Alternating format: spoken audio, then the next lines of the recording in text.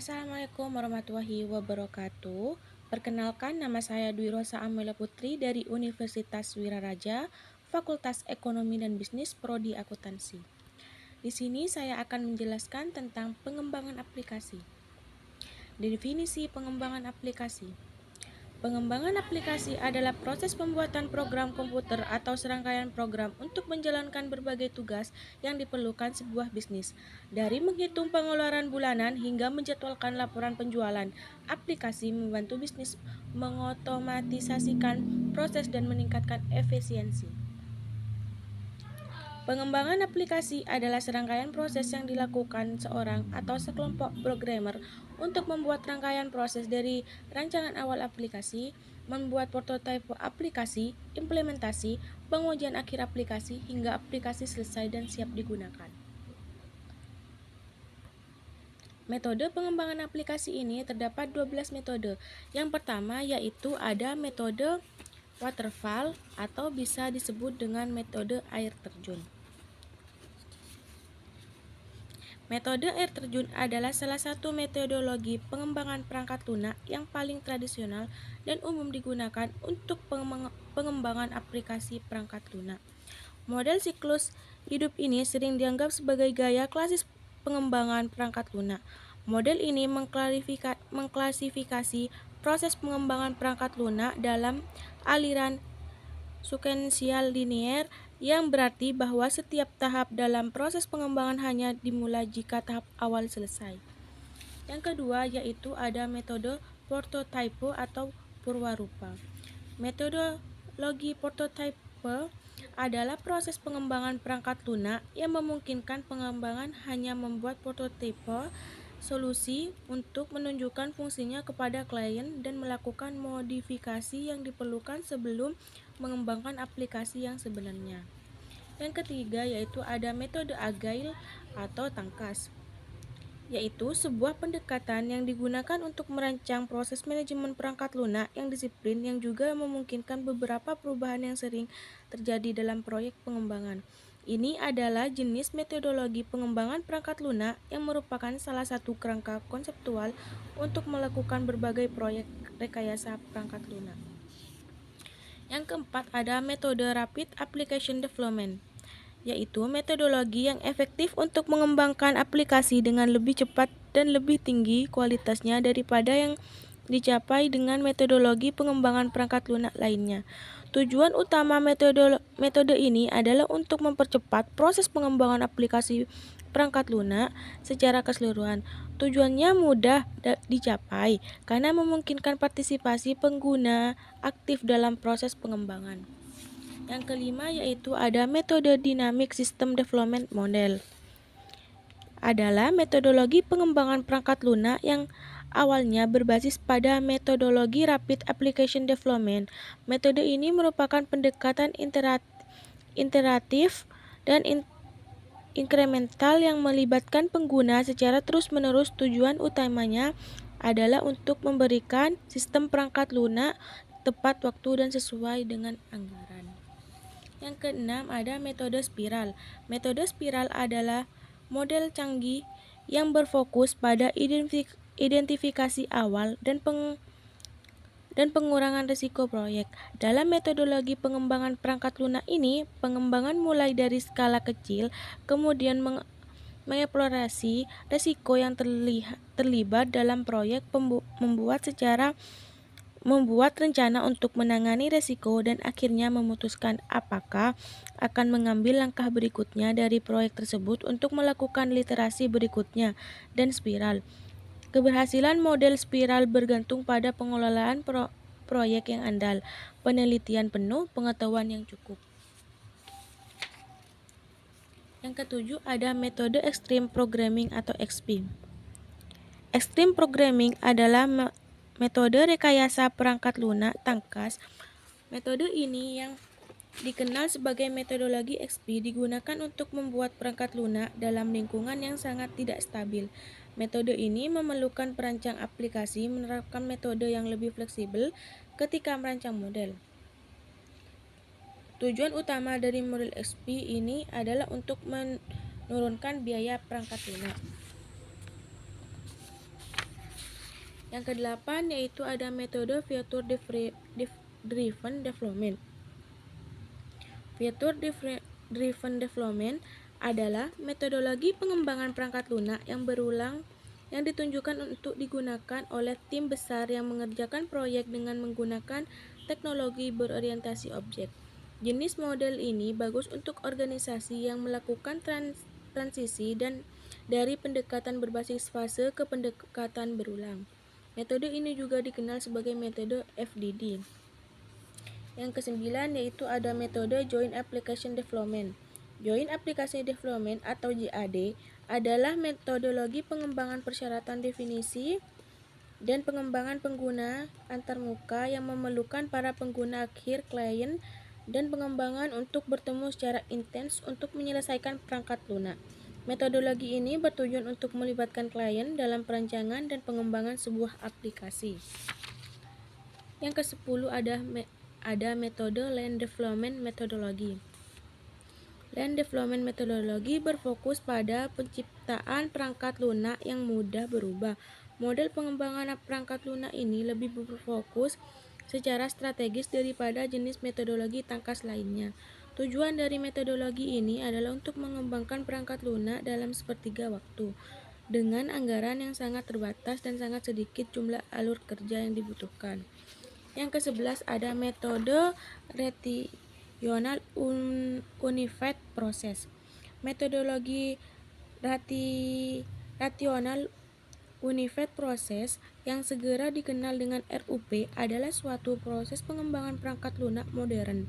Metodologi ini membagi proses pengembangan menjadi 4 fase berbeda yang masing-masing melibatkan permodelan bisnis analisis dan perancangan implementasi, pengujian, dan penerapan. Ini adalah metodologi pengembangan program yang berorientasi objek dan berbasis web. Yang terakhir yaitu ada metode Scrum Development. Metode pengembangan Scrum dapat diterapkan pada hampir semua proyek. Proses ini cocok untuk proyek penggunaan yang cepat berubah atau persyaratan yang sangat mendesak. Model pengembangan perangkat lunak Scrum dimulai dengan perancangan singkat, pertemuan dan diakhiri dengan tinjauan akhir. Metodologi pengembangan ini digunakan untuk pengembangan perangkat lunak yang cepat mencangkup serangkaian literasi untuk menciptakan perangkat lunak yang dibutuhkan. Selanjutnya yaitu aplikasi pengembangan aplikasi. Pengembangan perangkat lunak biasanya dikerjakan oleh seorang penulis program komputer atau komputer programmer. Pada zaman dulu, penulis program sangat mengandalkan pada bahasa komputer untuk menulis programnya, sehingga sering disebut procedural language. Sekarang, pembuatan aplikasi sudah dapat dilakukan dengan program komputer yang khusus. Contohnya Microsoft Visual Studio atau Android Studio. Selain itu juga ada aplikasi lain seperti WinDev. Pada aplikasi WinDev juga disediakan aplikasi lain bernama WebDev dan WinDev Mobile. WinDev digunakan untuk membuat aplikasi berbasis komputer PC. WebDev digunakan untuk membuat aplikasi berbasis web. WinDev Mobile digunakan untuk membuat aplikasi berbasis sistem operasi ponsel atau tablet. Metode pengujian aplikasi terdapat dua macam, yaitu yang pertama black box testing. Black box testing adalah metode pengujian perangkat lunak yang menguji fungsionalitas aplikasi tanpa melihat ke dalam struktur internal atau cara kerja aplikasinya. Yang kedua ada white box testing. White box testing adalah metode pengujian perangkat lunak yang menguji struktur internal atau cara kerja suatu aplikasi yang bertentangan dengan fungsinya. Selanjutnya ada faktor-faktor yang mempengaruhi metode pengujian. Terdapat 6 macam, yaitu yang pertama risiko.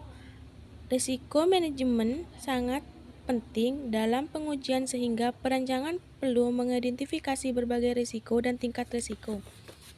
Untuk aplikasi yang mapan yang berkembang secara perlahan, degradasi merupakan risiko kritis. Itulah sebabnya strategi Regresi menolak banyak masuk akal. Untuk aplikasi baru, analisis risiko dapat mengungkapkan berbagai risiko jika memilih strategi analisis berbagai risiko. Yang kedua ada tujuan. Tujuan pengujian untuk memenuhi persyaratan dan kebutuhan pemangku kepentingan agar berhasil. Jika tujuannya adalah menemukan sebanyak mungkin kesalahan dengan waktu yang terbatas, maka strategi yang cocok adalah strategi dinamis. Yang ketiga ada keterampilan. Perkembangan keterampilan yang dimiliki dan tidak dimiliki oleh penguji karena strategi tidak hanya perlu dipilih tetapi juga harus dijalankan. Keterampilan ini harus disesuaikan dengan kepatuhan terhadap aturan yang ada. Hal ini memungkinkan apabila standar tidak mengatur semua jenis pemeriksaan harus dilakukan tetapi cukup alternatif saja. Yang keempat ada produk. Beberapa proyek misalnya kontrak pengembangan perangkat lunak sudah menyebutkan persyaratan yang cukup lengkap dan rinci. Hal ini menimbulkan strategi dan kemudahan dalam melakukan pengujian aplikasi. Yang kelima ada bisnis. Bisnis pertimbangan dan strategi bisnis sangatlah penting jika sistem lama yang dikembangkan, artinya sudah banyak modelnya. Maka perancang sistem dapat menggunakan model ini untuk menguji aplikasi yang ada. Yang keenam, peraturan. Peraturan pada beberapa kasus seorang penguji sistem tidak hanya perlu memenuhi kebutuhan pemangku kepentingan, tetapi juga memenuhi kebutuhan regulator. Oleh karenanya, pengujian pun harus dilakukan sesuai dengan syarat-syarat yang diatur dalam regulasi. Selanjutnya, strategi pengujian aplikasi. Yang pertama, sediakan waktu untuk memperbaiki. Maksudnya, menyisihkan waktu untuk pengujian tidak ada gunanya jika tidak ada waktu untuk memperbaiki aplikasi. Begitu masalah ditemukan, pengembangan memerlukan waktu untuk memperbaikinya dan perusahaan perlu waktu untuk menguji kembali perbaikannya. Apabila tidak cukup waktu untuk memperbaiki dan menguji kembali aplikasi, maka pengembangan aplikasi bisa jadi tidak terlalu bermanfaat lagi. Yang kedua, hindari keterlambatan. Maksudnya, dengan cara yang sama penguji bisa gagal dalam laporan mereka. Pengembangan juga bisa gagal dalam memahami laporan mereka. Salah satu cara meminimalkan diskusi berkepanjangan antara pengembangan dan penguji adalah perlu adanya sarana komunikasi praktis dan langsung, sehingga ketika ada masalah kecil, kedua pihak dapat berkomunikasi melalui pesan singkat tanpa menunggu masalah menjadi besar. Yang ketiga, lakukan pengujian manual secara proaktif. Artinya, banyak tim lebih memilih untuk melakukan pengujian manual, misalnya dengan melihat dokumentasi sistem. Mereka berasumsi bahwa jalannya aplikasi sama dengan jalannya konsep, padahal di lapangan tidak selalu begitu. Oleh karenanya, pengujian langsung terhadap aplikasi harus tetap dilakukan secara lengkap. Yang keempat, tingkat kejelasan. Sebuah bug atau kesalahan kecil seringkali menyebabkan aplikasi tidak digunakan lagi oleh penggunanya. Misalnya saja ketika sedang mencetak laporan yang halaman kedua program berhenti bekerja dan komputer booting ulang sendiri. Ketika menghadapi kasus yang terjadi karena bugs ini, harus ada catatan yang jelas, misalnya ada proses lain yang juga sedang berlangsung atau tidak, versi sistem operasi yang digunakan dan kapasitas memori. Yang terakhir yaitu ujilah berkala.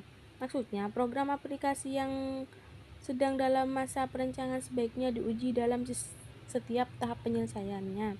Semakin sering diuji, semakin besar kemungkinan ditemukannya penyimpangan.